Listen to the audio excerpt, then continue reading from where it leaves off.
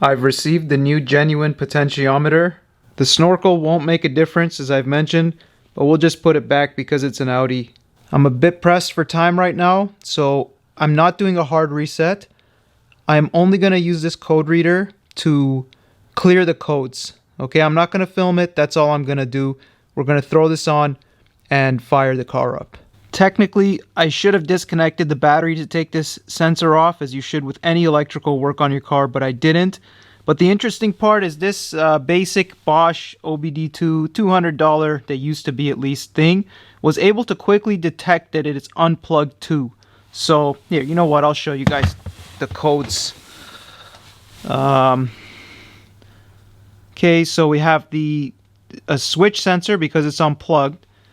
I just wanted to show you that these things are a bit smarter than I thought, but you see it repeats the one just like normal, and that's all we have. So I'm just going to quickly put it on. I'm going to clear these codes right now. Or actually, you know what? Because it had the sensor switch, I'm not going to do it on camera, but I will install the potentiometer, and then I will clear the codes, and we'll see what happens.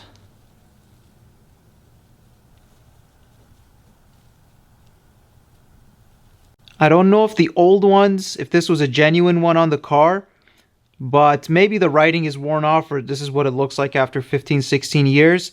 The new one, you can see it has a bit of different coloration. That could be due to heat, the white ring, and it's got writing right on top of it. So the part number is there and the manufacture date. And here they are flipped around. Not going to do any crazy measurements, but it doesn't look like the plastic part has gone crazy at all on the old one. It does look a little bit widened out, but oh, here's the interesting part. Look, the new one does not have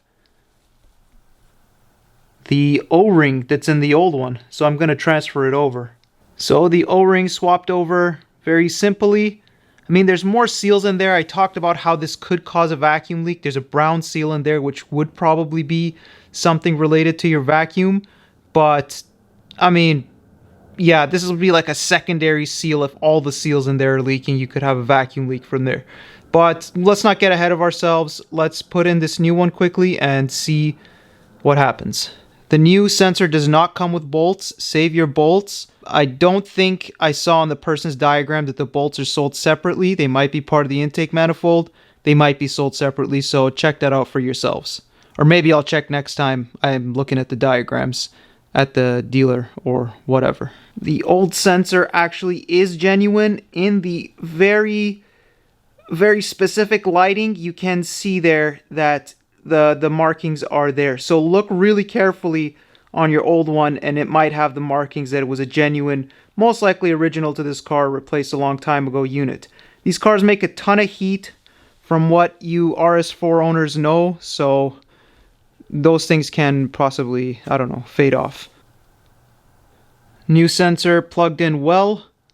Let's see what happens. I erased all the codes. I will show this stuff quickly. No hard reset, nothing. I unplugged the OBD2 and I took the key out. I'm going to put it back and see what it says right now before we even attempt to start. You guys will have to live with the annoying chime. Let's see what it says.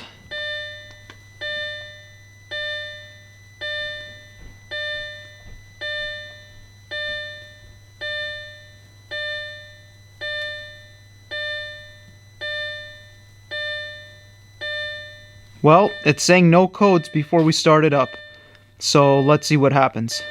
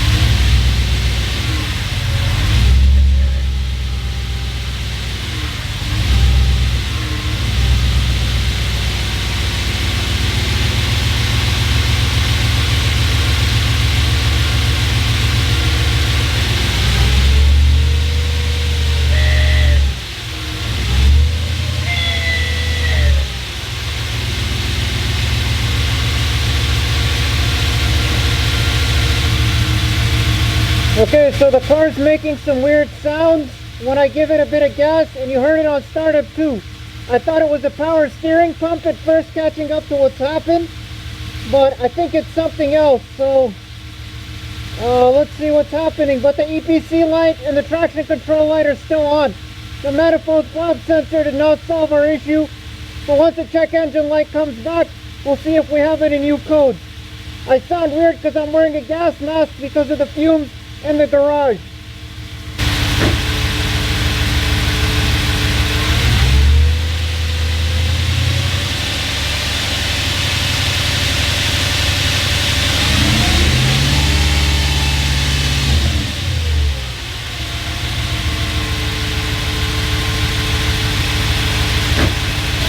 So after a bit of warming up, that weird sound is gone. Okay, so that was probably again just due to sitting.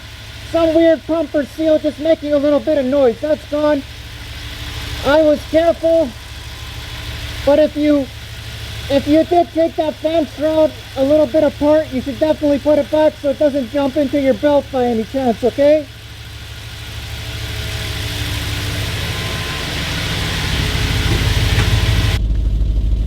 So unfortunately, folks, this is what we have right now. See, that sound is gone.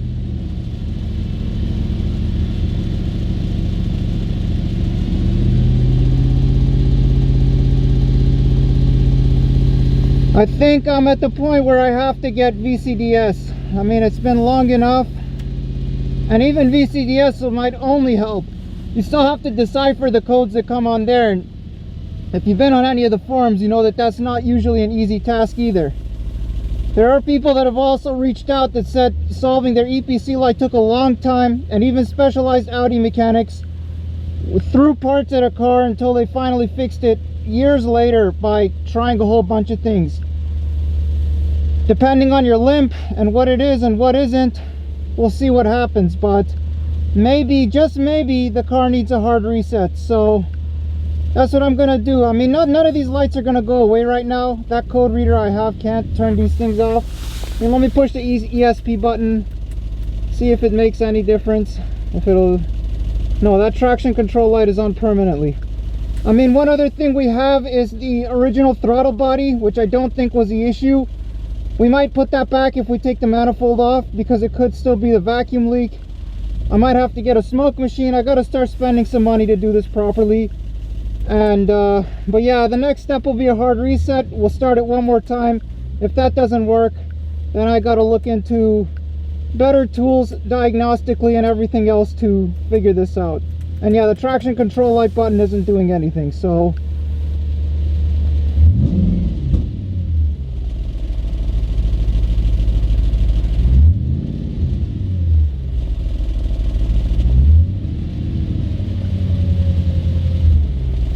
actually, let's try one more time turning it on and off.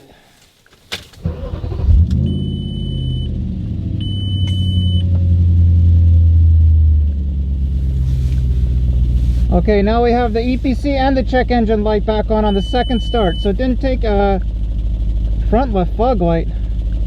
Oh yeah, the bumper is off. Okay, it's realizing that the bumper is off now. Let me do a quick scan. Let's see what it's telling us check engine light wise.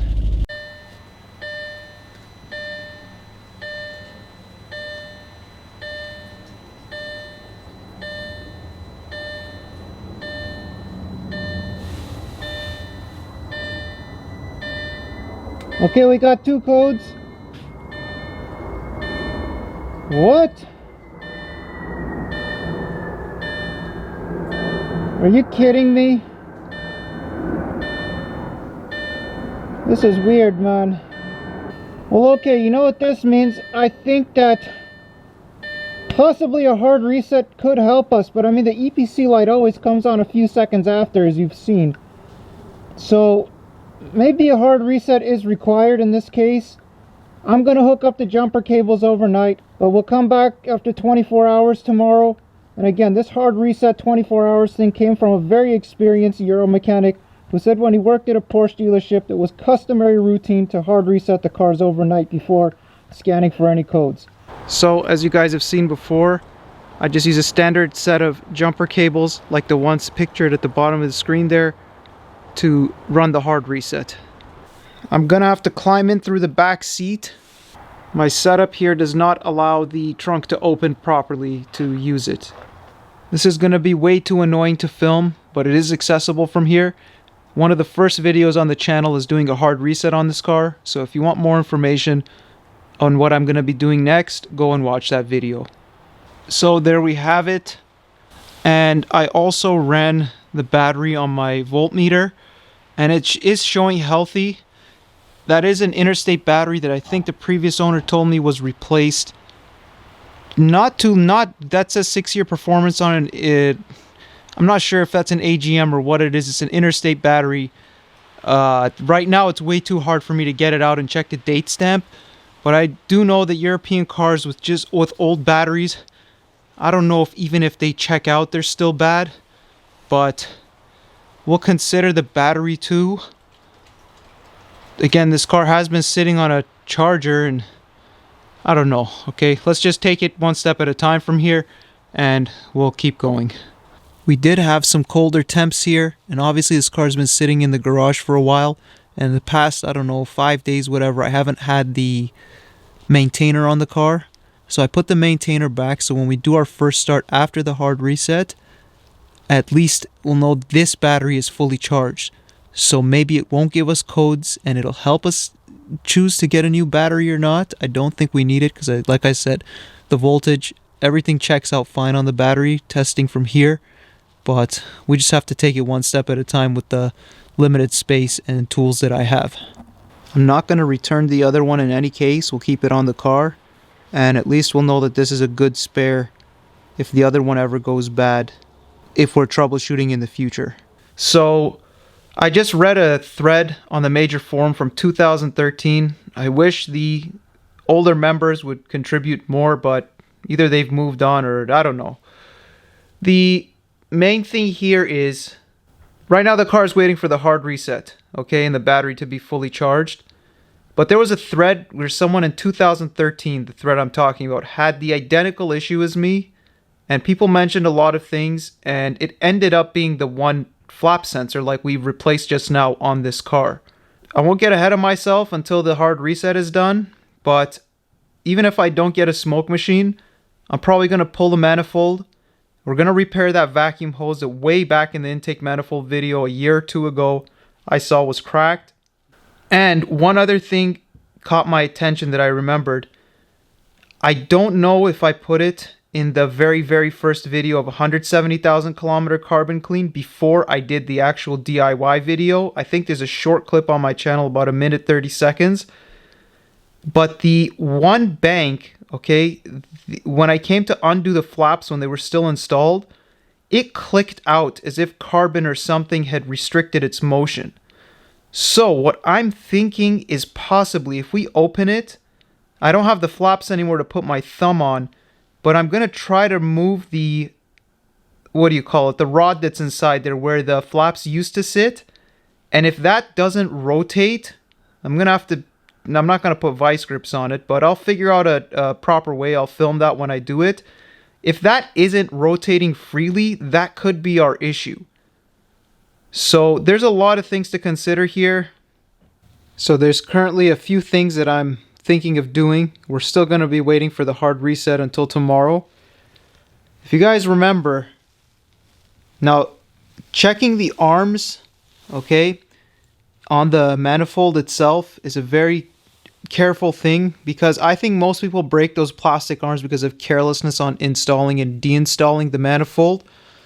And I have read online that people have broken them because of that. I don't know if they break on their own, but I haven't broken it in the 2 times that I've done it, and they don't seem, maybe they get fatigued. Okay, I'm not going to get on about that. The point is, in my intake manifold video way back in the day, I just checked now because I couldn't remember, was it that one or this one that had some play this way, okay?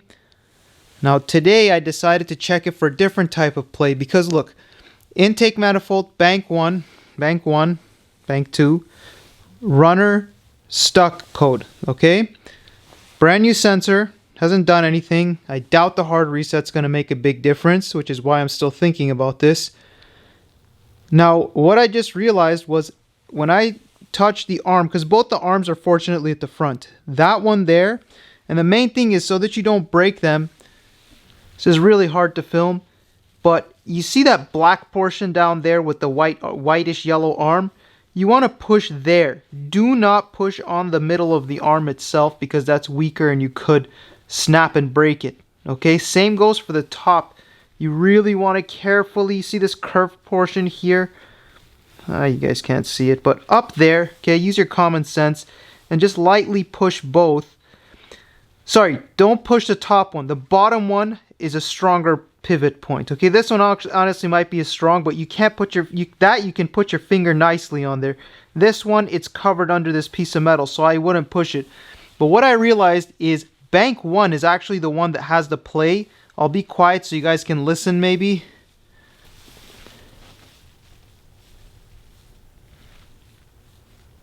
Okay, you guys won't be able to see it, but in the intake manifold video, I show it outside when it's flipped upside down. So you can find that there, but minuscule movements, okay? First of all, the one on the other side has no play like this. This one does, okay? The other thing I checked, I was like, okay, the flap is in here. Sorry, the rod is in here. The arm moves the rod. Then the sensor figures out what's going on. So I decided, okay, there's got to be something here that's stopping it. So it could be the rod carboned up something. I don't know, even though it's missing its flaps.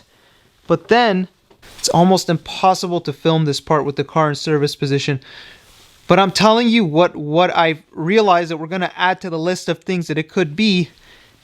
When I told you I never forcefully pushed from this part because I think it could break. Okay?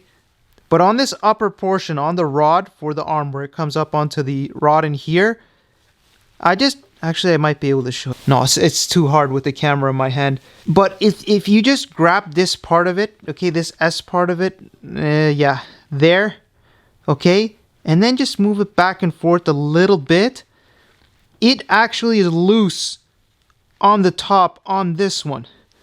So if we don't figure this out, I mean, that's a thing. Okay, and what I'm saying is, because the connection point from this arm onto there is just a bit loose, we might take the manifold off to check this more further. But even that slight delay, because it still functions, okay, when you push it in, it's just, but the other side, it's tight. Okay, when I say tight, I mean there's no back and forth, and there's not a hair of movement where this S joins up inside of here. Okay, so none of this kind of movement there. And what could be happening is that little bit of movement could be causing either a delay in turning the rod and then the sensor figuring it out, or it just, because of that gap there, it doesn't even ever push the rod into the position that the ECUs or whatever like. Okay, it's not pushing it far enough, and that's why it tells you the problem's here, because this is the only electronic point that can detect anything, but it could be anything. It could be the vacuum actuators down there, it could be a vacuum leak, it could be the rod, it could be a lot of things, okay? And this car's deflapped, but that still shouldn't make a difference, okay? So I just wanted to add in the slight bit of play there. I know I'm repeating it, but yeah, if the manifold's off, I'll be able to explain it better. Hope you guys understand what I'm saying, but we might just get this tuned out at this point. So I don't want to throw money at it. And honestly, I don't want you guys to have to waste time with your own cars and spending money on stupid OE parts, even aftermarket, and just going through all this. And it might also take us into the review of a new tune, which is something I'm sure a lot of you will be happy about, because this might be the easier way to do it now that these cars are older. Like that hair of play in the S shaft, I'm not going to buy the metal ones from the aftermarket company if I don't need to.